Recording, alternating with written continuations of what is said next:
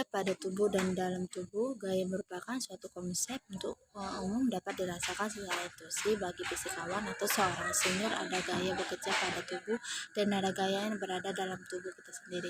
Gaya yang bekerja pada tubuh ini diketahui kita menabrak suatu objek, sedangkan gaya yang berada di dalam tubuh sering kita tidak diketahui. Pada gaya itu ada misalnya gaya otot yang menyebabkan mengalirnya darah dan paru-paru yang memperoleh udara. Newton membuat hukum gravitasi secara universal yang merupakan dasar mula yang dikenal dengan gaya gravitasi.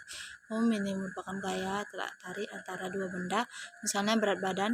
Ini merupakan gaya tarik bumi terhadap aliran darah yang berlawanan secara berlawanan.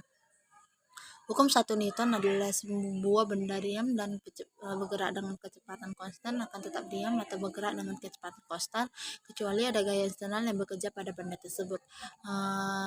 Contoh, mobil yang direm tiba-tiba maka penumpang akan bergerak. Hukum 2 Newton adalah kecepatan sebuah benda berbanding lurus dengan total gaya yang bekerja padanya dan berbanding terbalik dengan masanya.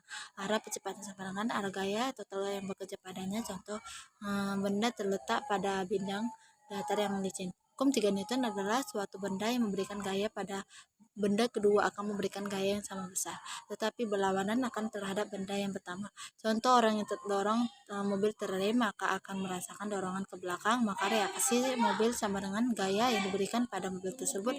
Ada gaya traksasi, yaitu benda yang dijatuhkan ke bumi dengan kecepatan yang sama, maka vektor berat selalu digambarkan ke arah tegak lurus pada permukaan bumi, horizontal, miring, dan tegak. Kemudian gaya normal adalah gaya benda yang diam, nol. Contoh, bila kita berdiri di atas lantai maka gaya tersebut memberikan gaya ke atas. Kemudian gaya yang diberikan lantai kontak gaya normal sama dengan berbanding lurus pada permukaan kontak.